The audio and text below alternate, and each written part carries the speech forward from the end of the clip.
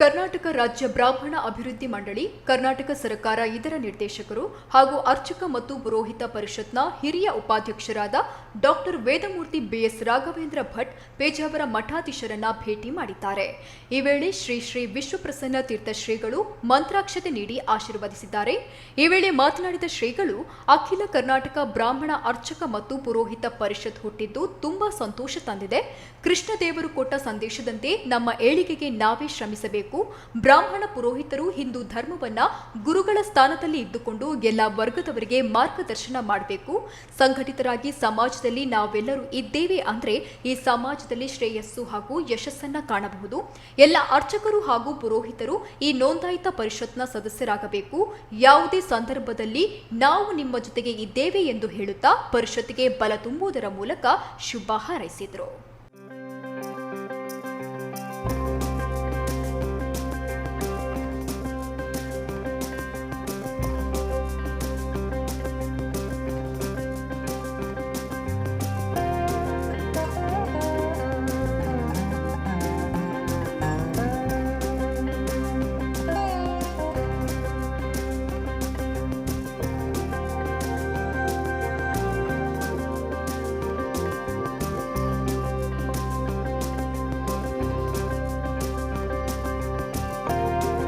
यो न ಪ್ರಚೋದಯಾತ್.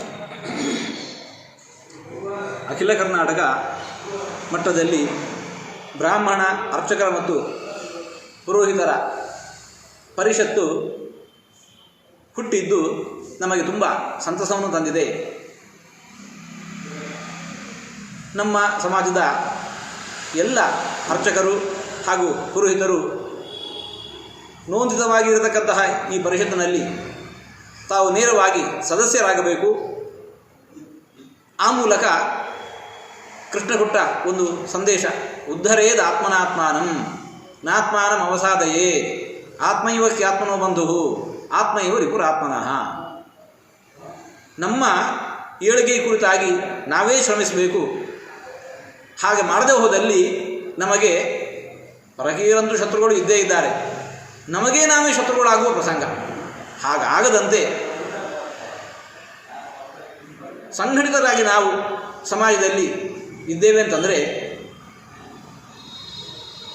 ಈ ಸಮಾಜ ನಾವು ಶ್ರೇಯಸ್ಸನ್ನು ಕಾಣಬಹುದು, ಯಶಸ್ಸನ್ನು ಕಾಣಬಹುದು, ನಾವು ಉದ್ಧತರಾಗಬಹುದು. ಇತರರಿಗೂ ಕೂಡ ಸಮಾಜಕ್ಕೆ ನಮಗಿರತಕ್ಕಂತಹ ದೊಡ್ಡ ಒಂದು ಜವಾಬ್ದಾರಿ ನಮ್ಮನ್ನಷ್ಟೇ ನಾವು ನೋಡಿಕೊಳ್ಳೋದಲ್ಲ, ಇತರರಿಗೂ ಮಾರ್ಗದರ್ಶನ ಮಾಡುವ ದೊಡ್ಡ ಜವಾಬ್ದಾರಿ ಬ್ರಾಹ್ಮಣ ಸಮಾಜದ, ವಿಶೇಷವಾಗಿ ಪುರೋಹಿತರ ಹಾಗೂ ಅರ್ಚಕರಿಗೆ ಅದು ಇದೆ. ಸಮಾಜದ ಕೆಳಸ್ತರದ ವ್ಯಕ್ತಿಗಳನ್ನು ಕೂಡ ನೇರವಾಗಿ ಸಂಪರ್ಕಿಸೋದು ಈ ವರ್ಗಕ್ಕೆ ಸಾಧ್ಯವಾಗತ್ತೆ. ಗುರುವಿನ ಸ್ಥಾನದಲ್ಲಿ ನಿಂತುಕೊಂಡು ಅವರಿಗೆಲ್ಲ ಮಾರ್ಗದರ್ಶನ ಮಾಡೋದು ಅದು ನಮ್ಮ ಕರ್ತವ್ಯ. ಮತ್ತೊಬ್ಬರಿಗೆ ನಾವು ಮಾರ್ಗದರ್ಶನ ಮಾಡಬೇಕು ಅಂತಿದ್ರೆ ಮೊದಲು ನಮ್ಮ ಚಿಂತೆಗಳೆಲ್ಲ ದೂರ ಆಗಬೇಕು. ಅದಕ್ಕೋಸ್ಕರ ಈ ಸಂಘಟನೆ ಏನು ಪರಿಷತ್ ಇದೆ ಅದು ಯೋಗ್ಯವಾಗಿರತಕ್ಕಂಥ ವಿಚಾರ. ಹಾಗಾಗಿ ಎಲ್ಲ ಅರ್ಚಕರು ಹಾಗೂ ಬ್ರಾಹ್ಮಣ ಸಮಾಜದ ಅರ್ಚಕರು ಹಾಗೂ ಪುರೋಹಿತರು ಇದರಲ್ಲಿ ತಮ್ಮನ್ನು ತಾವು ನೋಂದಾಯಿಸಿಕೊಂಡು ಈ ಸಂಸ್ಥೆಯನ್ನು ದೃಢಪಡಿಸಬೇಕು. ಸಂಸ್ಥೆಯ ಮೂಲಕ ತಾವು ಬೆಳೆಯಬೇಕು, ತಮ್ಮ ಮೂಲಕ ಸಂಸ್ಥೆ ಬೆಳೆಯಬೇಕು. ಒಟ್ಟು ಸಂಸ್ಥೆಯಿಂದ ಈ ಸಮಾಜ ಬೆಳೆಯುವಂತೆ ಶ್ರೀಮನ್ನಾರಾಯಣ ನಮಗೆಲ್ಲರಿಗೂ ಕೂಡ ಪ್ರೇರಣೆ ನೀಡಲಿ ಅಂತ ಆಶಿಸಿ ಎಲ್ಲರಿಗೂ ಶುಭವನ್ನು ಪ್ರಾರ್ಥಿಸ್ತಾ ಮಾತು ಮುಕ್ತಾಯ.